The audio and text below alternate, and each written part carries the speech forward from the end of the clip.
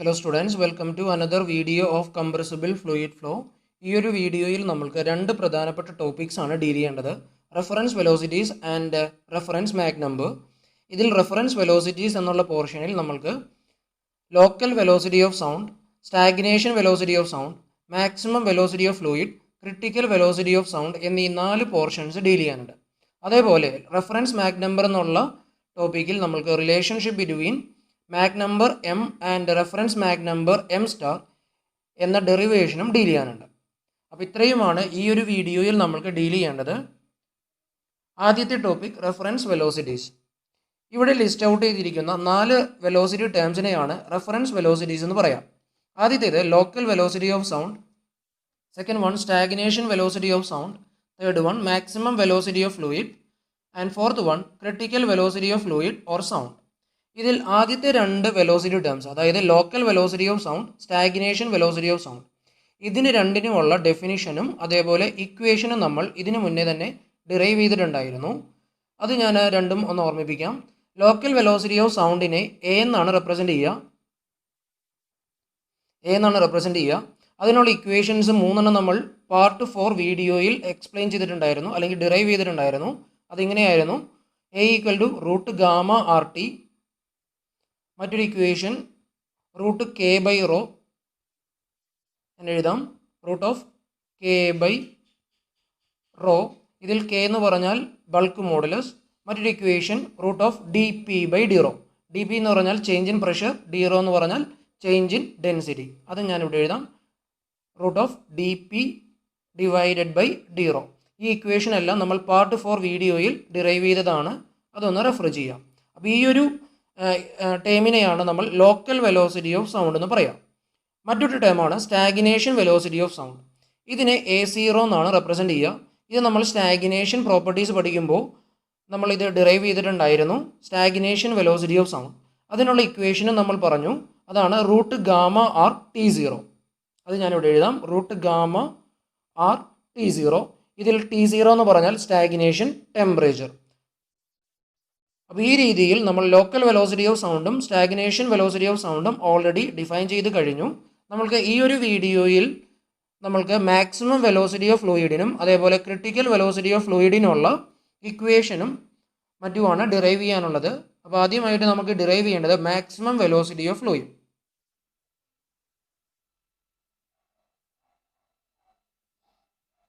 Maximum velocity of fluid. ഇവിടെ maximum velocity of ഫ്ലൂയിഡിനുള്ള ഡെഫിനിഷനാണ് കൊടുത്തിരിക്കുന്നത്. ഈ ഒരു ഡെഫിനിഷനിലേക്ക് വരുന്നതിന് മുന്നേ ഞാനൊരു ഫിഗർ ഉപയോഗിച്ച് ഒന്ന് എക്സ്പ്ലെയിൻ ചെയ്യാം. ഈ ഒരു ഫിഗർ നിങ്ങൾ എൻ്റെ കൂടെ വരയ്ക്കണം. ഈ കാണിച്ചിരിക്കുന്നത് ഒരു ടാങ്കാണ്. ഇനി ടാങ്കിൽ നിന്നും ഒരു ലോങ് പൈപ്പ് പുറമേക്ക് കണക്ട് ചെയ്തിട്ടുണ്ട്. അതാണ് ഇവിടെ ഈ രീതിയിൽ കാണിച്ചിരിക്കുന്നത്. ഇനി നമ്മൾ കൺസിഡർ ചെയ്യേണ്ടത് ഈ ഒരു പൈപ്പ് ഇൻസുലേറ്റഡ് ആയിട്ട് കൺസിഡർ ചെയ്യുക, അതായത് ഹൈലി തെർമലി ഇൻസുലേറ്റഡ് ആയിട്ട് കൺസിഡർ ചെയ്യുക. അപ്പോൾ തെർമൽ ഇൻസുലേഷനാണ് ഈ രീതിയിൽ കാണിച്ചിരിക്കുന്നത്. അതേപോലെ താഴ്ഭാഗവും ഇൻസുലേറ്റഡ് ആണ്. ഇനി ഈ രീതിയിൽ തെർമലി ഇൻസുലേറ്റഡ് ആണെങ്കിൽ എന്താ സംഭവിക്കുക? ഈ പൈപ്പിനുള്ളിൽ നിന്ന് പുറമേക്കോ, അതായത് സറൗണ്ടിങ്ങിലേക്കോ, അതേപോലെ സറൗണ്ടിങ്ങിൽ നിന്ന് ഉള്ളിലേക്കോ ഹീറ്റ് എന്ത് ചെയ്യില്ല? ട്രാൻസ്ഫർ ചെയ്യില്ല. അതാണ് ഇവിടെ കാണിച്ചിരിക്കുന്നത്. അതായത് സറൗണ്ടിങ്ങിൽ നിന്ന് പൈപ്പിനുള്ളിലേക്കോ, പൈപ്പിൽ നിന്ന് പുറമേ സറൗണ്ടിങ്ങിലേക്കോ ഹീറ്റ് ട്രാൻസ്ഫർ നടക്കില്ല. അതായത് Q ഈക്വൽ ടു എന്തായി മാറും? 0 ആയിട്ട് മാറും. Heat transfer Q equal to 0 ആയിട്ട് മാറും. ഇനി ഈ ഒരു പൈപ്പും ടാങ്കും തമ്മിൽ കണക്ട് ചെയ്തിരിക്കുന്ന ഈ ഒരു ഭാഗം ഒരു വാൽവ് ഉപയോഗിച്ച് ക്ലോസ് ചെയ്തതായിട്ട് കൺസിഡർ ചെയ്യാം. ഇനി ഇതിനുള്ളിൽ ഒരു ഗ്യാസ് ഉണ്ട്. ഇനി ഈ ഒരു ഗ്യാസിൻ്റെ സ്റ്റേറ്റ് എന്ന് പറഞ്ഞാൽ സ്റ്റാഗ്നേഷൻ സ്റ്റേറ്റ് ആയിരിക്കും. ഇതിന് മുന്നേയുള്ള ഒരു വീഡിയോയിൽ നമ്മൾ പറഞ്ഞു, ടാങ്കിനുള്ളിലുള്ള സ്റ്റേറ്റ് എന്ന് പറഞ്ഞാൽ സ്റ്റാഗ്നേഷൻ സ്റ്റേറ്റ് ആയിരിക്കും. സോ ഇവിടുത്തെ എൻതാൽപ്പിനെ നമ്മൾക്ക് H0 അല്ലെങ്കിൽ H0 എന്ന് റെപ്രസെൻ്റ് ചെയ്യാം. ഇനി സ്റ്റാഗ്നേഷൻ സ്റ്റേറ്റ് ആയതുകൊണ്ട് ഈ ഒരു ഗ്യാസിൻ്റെ വെലോസിറ്റി എന്തായിരിക്കും? അത് വെലോസിറ്റി 0 ആയിട്ട് മാറും. കാരണം സ്റ്റാഗ്നേഷൻ സ്റ്റേറ്റിൽ വെലോസിറ്റി ഓഫ് ഫ്ലൂയിഡ് എത്രയാണ്? 0 ആണ്. ഇനി നമ്മളിവിടെ ഇതിൻ്റെ ഈ ഒരു സ്റ്റാഗ്നേഷൻ സ്റ്റേറ്റിൻ്റെ ടോട്ടൽ എനർജി കണ്ടെത്തണം. അതായത് ഈ ഒരു ടാങ്കിനുള്ളിലുള്ള ടോട്ടൽ എനർജി ഫൈൻഡ് ഔട്ട് ചെയ്യണം. നമുക്കതിനെ TE, ടോട്ടൽ എനർജിയുടെ അബ്രീവിയേഷൻ TE ആയിട്ട് നമുക്ക് റെപ്രസെൻ്റ് ചെയ്യാം. അങ്ങനെയാണെങ്കിൽ എത്ര വരും? H0, അതായത് ഹീറ്റ് എനർജിയുടെ ടേമാണ് H0, അല്ലെങ്കിൽ എൻതാൽപ്പി, പ്ലസ് ഏതാണ്? Half C². Okay, half C². അതാണ് ഇവിടെ എഴുതിയിരിക്കുന്നത്, ഹാഫ് C².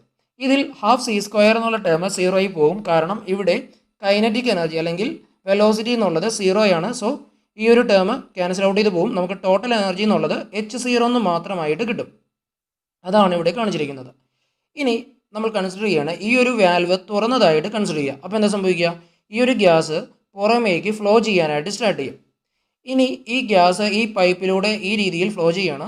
നമ്മൾ ഇതിൽ റാൻഡം ആയിട്ട് ഒരു പോയിന്റ് എടുക്കുകയാണ്. ഈ ഒരു പോയിന്റ് അതിനെ നമുക്ക് 2 എന്ന് റെപ്രസെൻറ്റ് ചെയ്യാം. ഇനി 2 എന്നുള്ള പോയിന്റിലെ വെലോസിറ്റിയും എൻതാൽപ്പിയും നമ്മൾക്ക് ഇവിടെ ഡിഫൈൻ ചെയ്യണം. ഇവിടുത്തെ എൻതാൽപ്പി ഞാൻ H ആയിട്ടും വെലോസിറ്റി C ആയിട്ടും ഞാനിവിടെ ഡിനോട്ട് ചെയ്യാണ്. അപ്പോൾ 2 എന്നുള്ള പോയിന്റിൽ എൻതാൽപ്പി H ആണ്, വെലോസിറ്റി C ആണ്. ഇനി നമ്മൾ മനസ്സിലാക്കേണ്ട കാര്യം, ഈ വെലോസിറ്റി C ഒരിക്കലും 0 ആയിട്ട് മാറില്ല. കാരണം നേരത്തെ പറഞ്ഞ സ്റ്റാഗ്നേഷൻ സ്റ്റേറ്റിൽ വെലോസിറ്റി 0 ആണ്. പക്ഷേ ഈ 2 എന്നുള്ള പോയിന്റിലൂടെ ഗ്യാസ് ഫ്ലോ ചെയ്യണം. സോ അവിടെ വെലോസിറ്റി C എന്തായിട്ട് മാറില്ല? 0 ആയിട്ട് മാറില്ല. അങ്ങനെയാണെങ്കിൽ 2 എന്നുള്ള പോയിന്റിലെ എൻതാൽപ്പി എന്തായിരിക്കും? എൻതാൽപ്പി അല്ല, ടോട്ടൽ എനർജി എന്തായിരിക്കും? അത് നമുക്ക് കിട്ടുന്നതാണ് H plus half C square. Okay, കാരണം ഇവിടെ H ഉണ്ട്, അതേപോലെ കൈനറ്റിക് എനർജി ഉണ്ട്. ഈ രണ്ട് ടേംസും ഇവിടെ 0 ആയിട്ട് മാറില്ല. ഓക്കെ, അപ്പോൾ ഈ രീതിയിൽ നമ്മൾക്ക് ടോട്ടൽ എനർജി ആയിട്ട് 0.2 കിട്ടി. ഇനി നമ്മളിവിടെ കൺസിഡർ ചെയ്യുന്നത് ഒരു സ്റ്റഡി സ്റ്റേറ്റ് ഫ്ലോ ആണ്.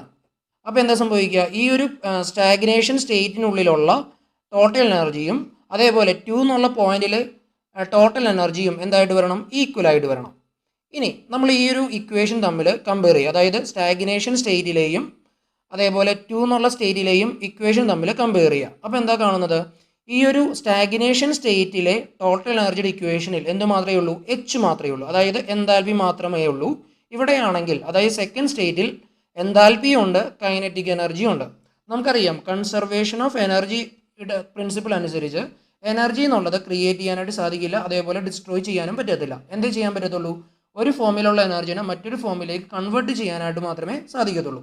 ഇവിടെ നോക്കുകയാണെങ്കിൽ നമ്മൾക്ക് കൈനറ്റിക് എനർജി എന്നുള്ളത് ഇവിടെ 0 ആണ്, അല്ലേ? ഈ ഒരു സ്റ്റാഗ്നേഷൻ സ്റ്റേറ്റിൽ കൈനറ്റിക് എനർജി 0 ആണ്.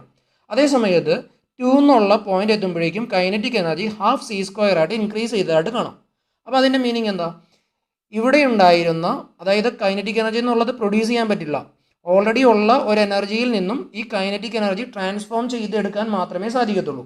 അപ്പോൾ ശ്രദ്ധിക്കുക, ഇവിടെ H0 ആണ് എൻതാൽപ്പി. ഈ H0 എന്നുള്ളത് എന്തായിട്ട് കൺവേർട്ട് ചെയ്തു?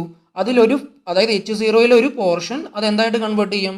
കൈനറ്റിക് എനർജി ആയിട്ട് കൺവേർട്ട് ചെയ്യും. ആ കൺവേർട്ട് ചെയ്ത ഭാഗമാണ് ഇവിടെ ഹാഫ് C സ്ക്വയർ ആയിട്ട് കാണുന്നത്.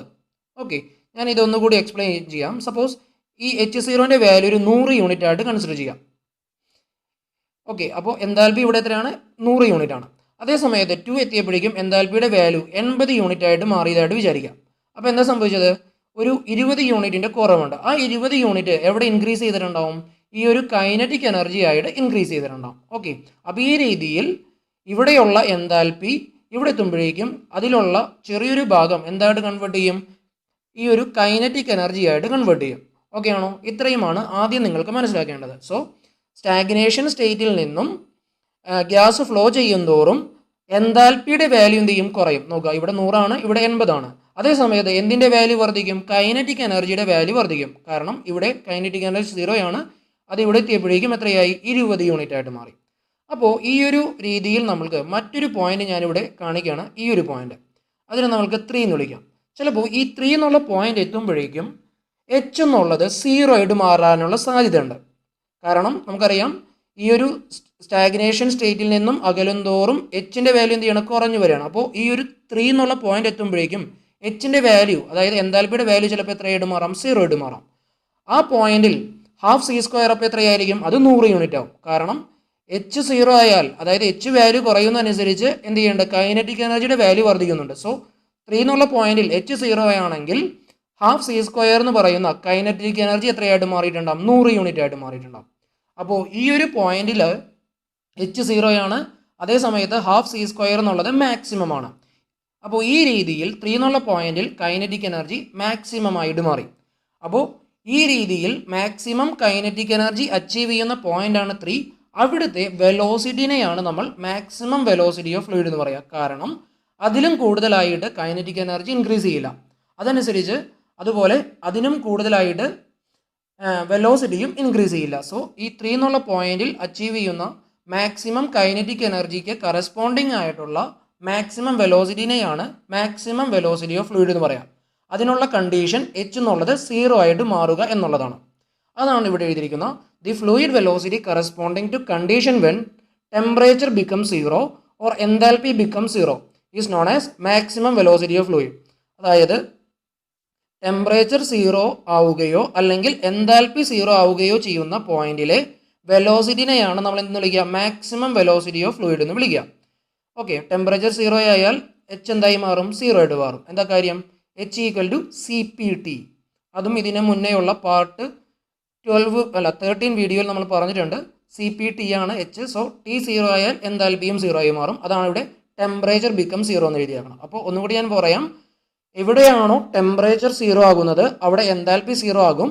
ആ എൻതാൽപ്പി 0 ആകുന്ന പോയിന്റിലെ വെലോസിറ്റി എന്തായിരിക്കും? മാക്സിമം ആയിരിക്കും. ആ വെലോസിറ്റിനെയാണ് നമ്മൾ മാക്സിമം വെലോസിറ്റി ഓഫ് ഫ്ലൂയിഡ് എന്ന് പറയാം. അതാണ് ഇവിടെ പറഞ്ഞിരിക്കുന്നത്. അപ്പോൾ ഇത് നിങ്ങൾക്ക് മനസ്സിലായതായിട്ട് വിചാരിക്കുന്നു. ഇനി നമ്മൾക്ക് ഇതിൻ്റെ ഇക്വേഷനിലേക്ക് പോകാം. നമ്മൾ ഇതിനു മുന്നേയുള്ള വീഡിയോയിൽ kinetic form of steady flow energy equation derive ചെയ്തായിരുന്നു. അതിലൊരു ഇക്വേഷനാണ് H0 equal to half Cmax square. ആ ഇക്വേഷനാണ് ഇവിടെ എടുത്തെഴുതിയിരിക്കുന്നത്. അങ്ങനെയാണെങ്കിൽ Cmax എന്തായിരിക്കും? റൂട്ട് ഓഫ് 2H0 ആയിരിക്കും. ഇതിൽ H0ന് പകരം നമ്മൾ വാല്യൂ സബ്സ്റ്റിറ്റ്യൂട്ട് ചെയ്യണം. CpT0 എന്ന് സബ്സ്റ്റിറ്റ്യൂട്ട് ചെയ്യണം. അപ്പോൾ നമുക്ക് ഇക്വേഷൻ വരുന്നതാണ് റൂട്ട് ഓഫ് 2 ഇൻറ്റു CpT0. ഈ ഇക്വേഷൻ നിങ്ങൾക്ക് അറിയാവുന്നതാണ്. ഇനി നമ്മളിവിടെ CPക്ക് പകരം gamma R by gamma minus 1 substitute ചെയ്തു. അപ്പോൾ ഇക്വേഷൻ വരുന്നതാണ് root of 2 into gamma R by gamma minus 1 T0. ഈ ഒരു ഇക്വേഷനാണ് മാക്സിമം വെലോസിറ്റിക്കുള്ള ഇക്വേഷൻ. അപ്പോൾ ഈ ഒരു ഇക്വേഷൻ നല്ല രീതിയിൽ പഠിച്ചു വയ്ക്കുക. കാരണം ഇത് നമ്മൾക്ക് പിന്നീട് പ്രോബ്ലംസും മറ്റും ചെയ്യുമ്പോൾ ആവശ്യമുള്ളതാണ്. സോ ഈ ഇക്വേഷൻ നോട്ട് ചെയ്ത് വയ്ക്കുക. അടുത്തതായിട്ട് നമുക്ക് നോക്കേണ്ട പോർഷനാണ് critical velocity of sound or fluid. ഇതിനെ C* അല്ലെങ്കിൽ A* എന്നാണ് റെപ്രസെൻറ്റ് ചെയ്യുക. C* or A*. അത് ഞാനിവിടെ എഴുതാം. ഇനി ഈ ഒരു critical velocity of sound or ഫ്ലൂയിഡിനുള്ള ഡെഫിനിഷനാണ് ഇവിടെ കൊടുത്തിരിക്കുന്നത്. Critical velocity of sound or fluid is its velocity at a Mach number of unity. അതായത് മാക് നമ്പർ 1 ആകുമ്പോഴുള്ള ഫ്ലൂയിഡിൻ്റെ വെലോസിറ്റിയെയാണ് നമ്മൾ critical velocity of sound or fluid എന്ന് പറയാം. നമുക്കറിയാം മാക് നമ്പർ ഈക്വൽ ടു 1 ആകുമ്പോൾ വെലോസിറ്റി ഓഫ് ഫ്ലൂയിഡ് സിയും സൗണ്ട് വെലോസിറ്റി എയും എന്തായിട്ട് മാറും? ഈക്വൽ ആയിട്ട് മാറും. അതുകൊണ്ടാണ് ഇവിടെ critical velocity of sound or fluid എന്ന് എഴുതാനുള്ള കാരണം. നമുക്ക് ഇതിൻ്റെ ഡെറിവേഷനിലേക്ക് പോകാം. നമുക്കറിയാം മാക് നമ്പർ എന്നുള്ളത് C/A ആണ്. അങ്ങനെയാണെങ്കിൽ മാക് നമ്പർ ഈക്വൽ ടു 1 ആകുമ്പോൾ C ഈക്വൽ ടു എന്തായിട്ട് മാറും? A ആയിട്ട് മാറും. അങ്ങനെയാണെങ്കിൽ മാക് നമ്പർ ഈക്വൽ ടു 1 ആണെങ്കിൽ സിനെയും എയിനെയും നമ്മൾ സിയും എ എന്നുള്ള റെപ്രസെൻറ്റ് ചെയ്യുക. അതിനെ C* എന്നും A* എന്നുമാണ് റെപ്രസെൻറ്റ് ചെയ്യുക. സോ മാക് നമ്പർ 1 ആയിട്ട് മാറുകയാണെങ്കിൽ സിനെ നമ്മൾ എങ്ങനെ റെപ്രസെൻറ്റ് ചെയ്യും? C* ആയിട്ടും എയിനെ A* ആയിട്ടും റെപ്രസെൻറ്റ് ചെയ്യും. പക്ഷേ മനസ്സിലാക്കേണ്ട കാര്യം C*ൻ്റെയും A*ൻ്റെയും വാല്യൂ എന്തായിരിക്കും? സെയിം ആയിരിക്കും. സോ മാക് നമ്പർ 1 ആകുമ്പോൾ മാക് നമ്പറിനെ ക്രിട്ടിക്കൽ മാക് നമ്പർ എന്ന് വിളിക്കും. അതാണ് M ക്രിട്ടിക്കൽ എന്ന് എഴുതിയിരിക്കുന്നത്. That is equal to C*/A*. അതിൻ്റെ വാല്യൂ എത്രയായിരിക്കും? അത് 1 ആയിരിക്കും. ഇനി നമുക്കറിയാം A equal to root gamma RT ആണ് അല്ലേ? A ഈക്വൽ ടു ഇക്വേഷൻ ഞാൻ ഇവിടെ എഴുതാം, റൂട്ട് ഗാമ RT. അങ്ങനെയാണെങ്കിൽ A* എന്തായിരിക്കും? റൂട്ട് ഗാമ T* ആയിരിക്കും. അതാണെങ്കിൽ നമുക്കറിയാം A* ഉം C* ഉം സെയിം വാല്യൂ ആണ്. So C* equal to A* equal to root gamma T*. ഇതിൽ T* എന്ന് പറഞ്ഞാൽ ക്രിട്ടിക്കൽ ടെമ്പറേച്ചർ. ഇത് നമ്മൾ പിന്നീട് സെക്കൻഡ് മൊഡ്യൂളിൽ ഡീൽ ചെയ്യും. അതെന്താണെന്നുള്ളത് ആ സമയത്ത് ഞാൻ പറയാം. ഇത്രയേ ഉള്ളൂ. മാക് നമ്പർ 1 ആകുമ്പോഴുള്ള പ്രോപ്പർട്ടീസിനെയാണ് ക്രിട്ടിക്കൽ പ്രോപ്പർട്ടീസ് എന്ന് പറയാം. അപ്പോൾ ക്രിട്ടിക്കൽ ടെമ്പറേച്ചർ എന്ന് പറഞ്ഞാൽ മാക് നമ്പർ 1 ആകുമ്പോഴുള്ള ടെമ്പറേച്ചറിനെയാണ് ക്രിട്ടിക്കൽ ടെമ്പറേച്ചർ എന്ന് പറയാം. സോ T* എന്ന് പറഞ്ഞാൽ ക്രിട്ടിക്കൽ ടെമ്പറേച്ചർ. ഇതിനുള്ള ഇക്വേഷനും മറ്റും നമ്മൾ സെക്കൻഡ് മൊഡ്യൂളിൽ ഡിറൈവ് ചെയ്യും. അപ്പോൾ ഇത് ആദ്യം നോട്ട് ചെയ്ത് വയ്ക്കുക. So critical velocity of sound or ഫ്ലൂയിഡിനുള്ള ഇക്വേഷനാണ് റൂട്ട് ഓഫ് ഗാമ T*. ഇനി നമ്മൾക്ക് ഇതിനു മുന്നേ നമ്മൾ പറഞ്ഞ മാക്സിമം വെലോസിറ്റി ഓഫ് ഫ്ലൂയിഡും critical velocity of sound or ഫ്ലൂയിഡും തമ്മിലുള്ള ഒരു റിലേഷൻഷിപ്പ് നമ്മൾക്ക് ഡിറൈവ് ചെയ്യാനുണ്ട്. അത് വളരെ ഇമ്പോർട്ടൻ്റ് ആയിട്ടുള്ള ഡെറിവേഷനാണ്. അപ്പോൾ അതിലേക്ക് നമ്മൾക്ക് പോവാം. നമ്മൾ ഓൾറെഡി Cmaxനുള്ള അതായത് മാക്സിമം വെലോസിറ്റിക്കുള്ള ഇക്വേഷൻ ഡിറൈവ് ചെയ്തായിരുന്നു. അതിങ്ങനെയാണ് Cmax equal to root of 2 gamma R by gamma minus 1 T0. അങ്ങനെയാണെങ്കിൽ Cmax സ്ക്വയർ എന്തായിരിക്കും? ഈ ഒരു റൂട്ട് പോകും, ബാക്കി വരുന്നതാണ് 2 gamma R by gamma minus 1 T0. ഈ ഒരു ഇക്വേഷനെ അതായത് റൈറ്റ് സൈഡിലുള്ള ഇക്വേഷനെ ഒരു ടി സ്റ്റാർ വെച്ച് നമ്മൾ ഇൻറ്റു ചെയ്യുകയും ഡിവൈഡ് ചെയ്യുകയും ചെയ്തു. അപ്പോൾ ഇക്വേഷൻ വരുന്നതാണ് 2 gamma R T zero into T star divided by gamma minus 1 into T star.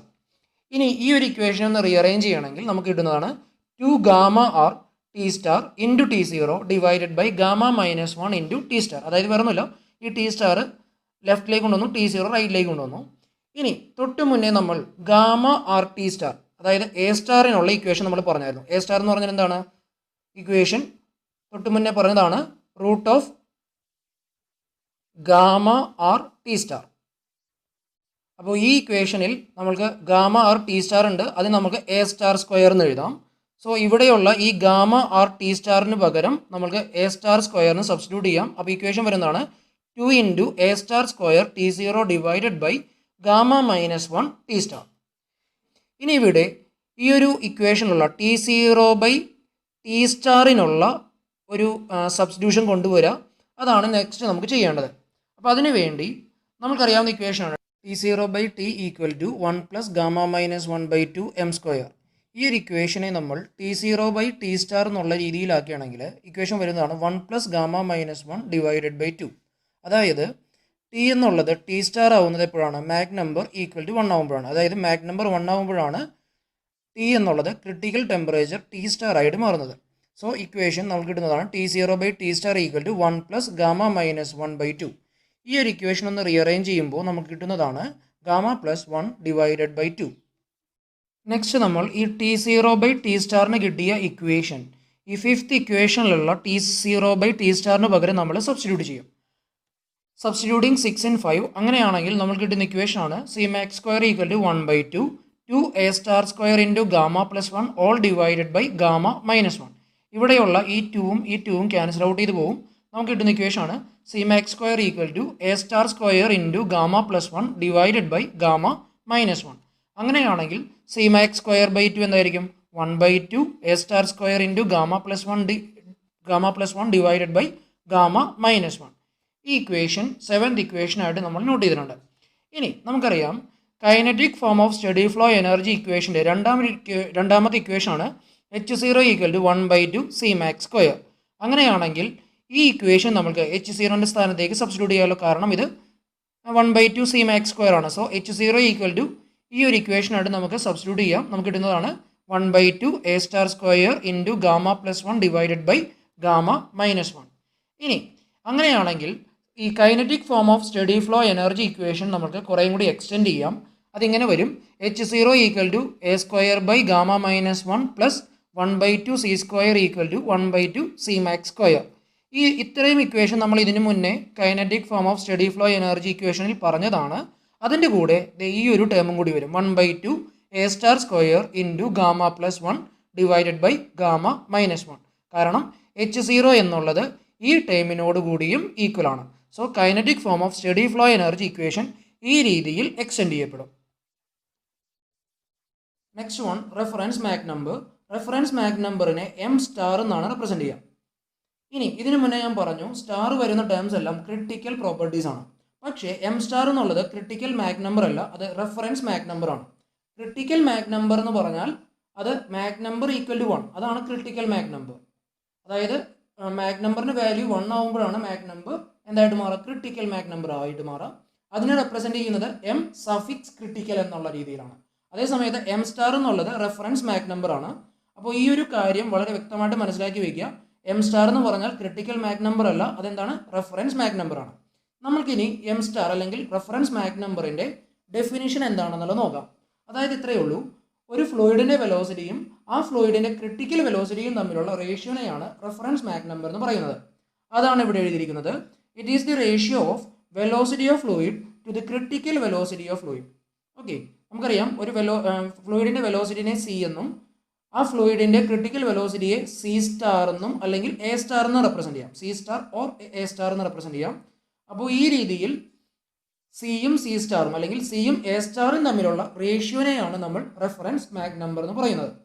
അതാണ് ഇവിടെ എഴുതിയിരിക്കുന്നത്. Reference Mach number M star equal to എന്താണ്? Velocity of fluid C divided by critical velocity of fluid that is C star. അപ്പോൾ ഈ രീതിയിലാണ് reference Mach നമ്പറിൻ്റെ equation നമ്മൾ define ചെയ്യുക. ഓക്കെ, ഇനി നമുക്കിതിനെ സി ബൈ എ സ്റ്റാർ എന്ന് റെപ്രസെൻറ്റ് ചെയ്യാം, കാരണം സി സ്റ്റാർ തന്നെയാണ് എന്ത് എ സ്റ്റാർ. ഇനി നമ്മൾക്ക് നോക്കേണ്ടത് റെഫറൻസ് മാക് നമ്പർ എം സ്റ്റാറിന് മാക് നമ്പർ എമ്മിനെ അപേക്ഷിച്ചുള്ള അഡ്വാൻറ്റേജസ് എന്തൊക്കെയാണെന്നുള്ളതാണ്. ആദ്യത്തേത്, at zero temperature Mach number M approaches infinity. അതായത് Mach number M equal to C by A ആണ്. ഇക്വേഷൻ ഞാൻ എഴുതാം. ഇതിൽ എ എന്ന് പറഞ്ഞാൽ റൂട്ട് ഗാമ ആർ ടി ആണ്. അപ്പോൾ ഇക്വേഷൻ വീണ്ടും നമുക്ക് C by root gamma R T എന്നുള്ള രീതിയിൽ എഴുതാം. ഓക്കെ, അപ്പോൾ C by root gamma R T.